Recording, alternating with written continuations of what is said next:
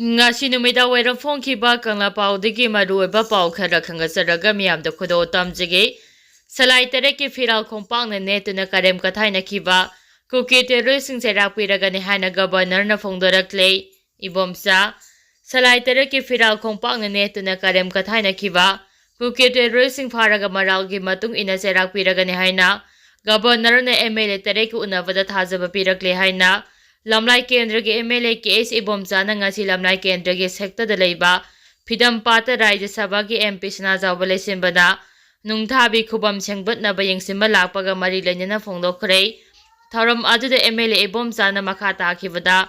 haujik miyam na theknari ba waba singi matangda ngarang lang thabal kendra ke MLA karam siam lamlai kendra ke MLA case ibomsa pasoi kendra ke MLA sapam kunja ke so Konthokjam Kendra ke MLA Dr. Sapam Ranjan, Wabagai Kendra ke MLA Dr. U. Deben, Sagoban Kendra ke MLA R.K. Immo, Nungba Kendra ke MLA Dingang Lungka Maina Saruyaduna, Governor Unakibane,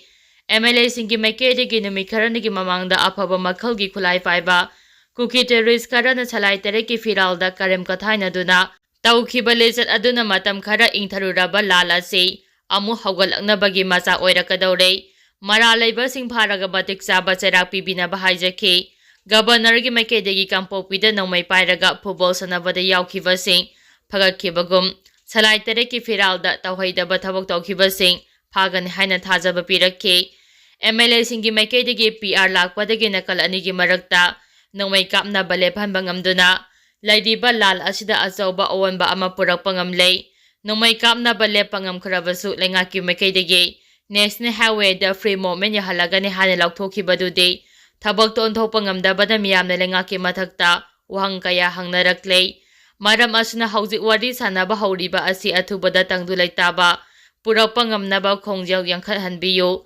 governor na khulai phagakani hane thokiba yathang adugi matung ina tampaktagi khulai kaya phagakhibagum chingdagi su phagat piyu haina hairami MLA tere ki makedegi security na ngaklabadi yum saba yaragadaba IGP singi mayum security matik sana thamlaga sahanba haunaba haijaramba galonyana singkhong chingya da lau uba yakhidraba laumi singi compensation athubada pithoknaba su hairami MLA tere na thamliba wafam punamak thabak to onthokani habigi thajaba piraki haina mahakna makhata ke governor ga unaba aduda hauju oidiba chief secretary gi mathakta Atopa IAS officer ama hapchinabagi wafam amata thamlamba laikhide ngasigi pause kharada chief secretary gi mathakta IAS officer hamnaba hairami hairiba adu aranbane mahakna makha takhibada hauji PR laibana maram oiraga MLA sing lairabasu power amata laitre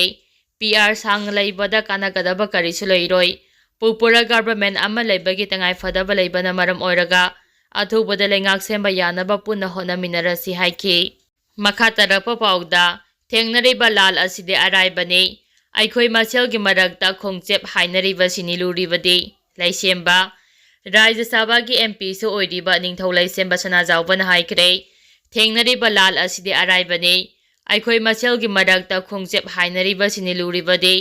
wafam masingasi sekta gi hidam pata laiba Imanung thabi khubam semnaba mafam yengba chatpada wafam asi mahangna phongdokhibani sekta hidam pata malem laisem londagi lairaklaba nungni haina thajanariba matik mayai semba nung thabi lairembegi khubam chamgatnaba ningthau laisemba sana jawbana mafam yengba lakpa khongchat aduda lamlai kendra gi MLA ki S Bomsa Manipur University of Culture gi Professor P Gunindro na singba sing saruk yakhe Khongjat aduga mari lejina laisemba sana jawbada makhata na phongdokhibada chekta hidam pata lairiba imanung thabigi khubam ase semgat ninglakpa kuirabani sekta khulgi mihusingna khubam semgat pinaba nang hongnuna amuk ningsinglakpadagi semgat naba thorang torakpani khubam achi athubuda semlagani haujik lairiba phibam asigi matangda mahangna makhata khibada thengnariba lal asi yamna hena laiba haibadu oidrabasu mai pakpada yamna luna thokadaba lal nate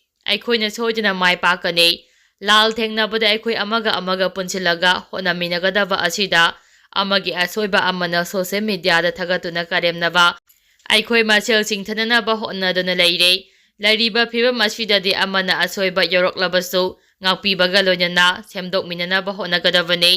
social media da mioi amagi career manghandringaida manungda loisinaba hotnabana phai aikhoi amato oina lepminarabade yengnaba maithiba pibada aruba oiroi haiki makha tarapa pauda yellow furu kunga mangage ming hakpa indigenous period loisilakle Dr. K. Hirakawai aikhoi gi yellow mi furu pu kanjanaba Federation of Haumina yellow mi yek salai leiba furu kunga mangage ming hakpa indigenous period ama songbong kabui khunjaung lampi duna yungduna loisimbagi tangkak yaure lakleba April kunga mathoi gi ayupung tara tabada pillar asigi akoibada u thabagi tharam ama pangthokodare masida yelomi furu kunga manga asigi lusingba singdana tana VIP sing Naga People's Organization NPO CSO singna saru yabigani masida lamda masigi miyam singsu saru yabiyo haina haumi gi maikei phongdorakle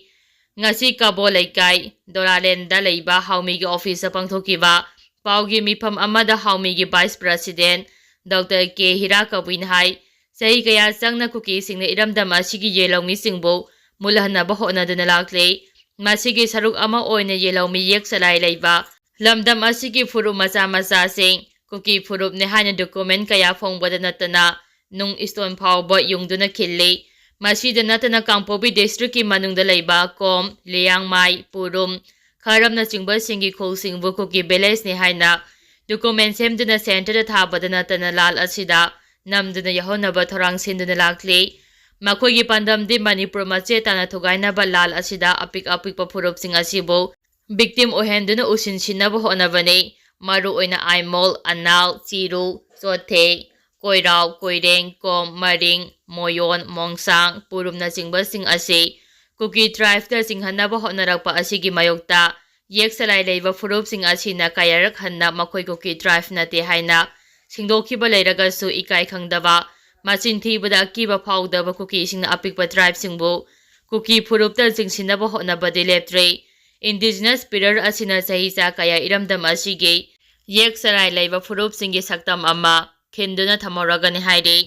makha tarak poina paujel pauche degi madu ba pau khara khanga saraga miyamda khodo tamjage afaba makhalgi khulai paidina chatluba Kuki jogi mioi ani Sirosamba district police na fare Sirosamba district police na district asigi mafam amada afaba makhalgi khulai singyanduna chapa social media da viral oikiba video amagi matangda kupna thijilaba matung khulai sing paidina social media da viral oidiba video aduda yauriba Kuki jogi naha ani police na phagapangam khre police na faraba Kuki jogi mioi ani adude lamas banal toming chaikunga mapal amasung sensulung chaikunthra makhoi animak Surosamba district gi ngaktane makhoi ani na ngarang numi yungba matung Surosamba district ki new lamka da leiba jamsung wang amasung sahai lamkhaida bom pokhai hankiba thagdok thok kharaba matung Surosamba district police na phaba ngamkhibani haide makhoi anima police custody da makha taba legal ge action lakhona batham khre amaramda Surosamba district police na WhatsApp group channel link singda group masel khanaba yaba pausing thagatuna mi pai hanba amade prabikta akaiba piba singi mathakta FIR taruk register tawkhre haide makha tarapa pauda Tengnopol gi saibom da yamlaba explosive nongmai maru fagat khre Indo-Myanmar Border alert laothokhre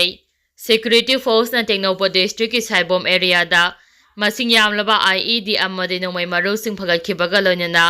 Indo-Myanmar Border da security alert laothokhre hariba security ki alert ase Central Security Force na local police ka loinana ngarang Tengnopol district ki saibom khulda khudakta pangthokiba search operation singda magazine ka loinana country made 9mm pistol ani 9mm immunizer mari improvised explosive device tara